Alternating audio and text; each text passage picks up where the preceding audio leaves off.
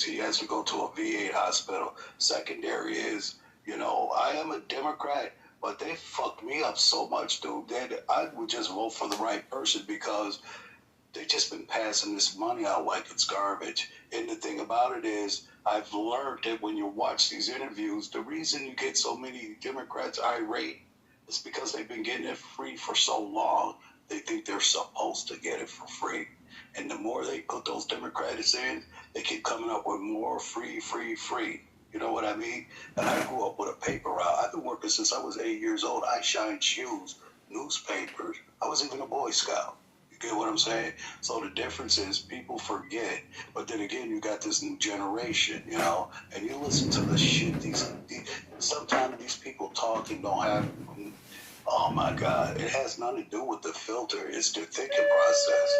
And if you look at anything in the year 2000, that's pretty much crushed. I got a son that was born in 84, and I got a daughter in 89. And if you talk to those kids, you would think you were talking to Jackson Brown.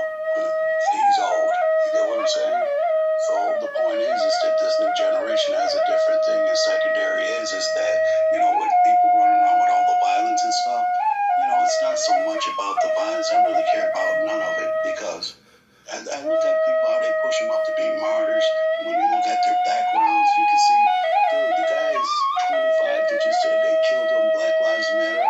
But the point is, what I would make too, I get a lot of that stuff you're saying, and the reason that the Medicare, Blue Cross, and all that stuff is screwed up, do you really know why it's screwed up?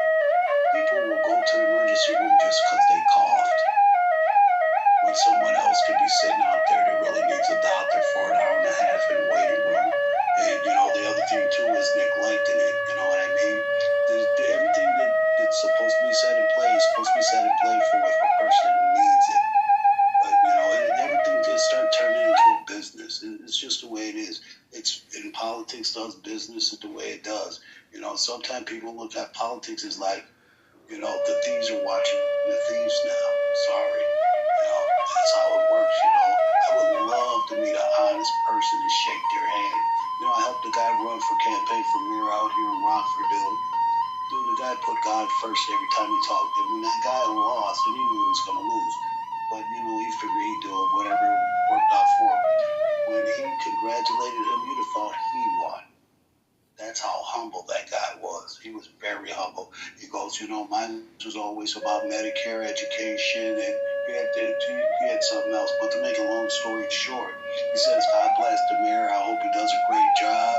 He understood what I ran for, and da-da-da-da-da. He's got a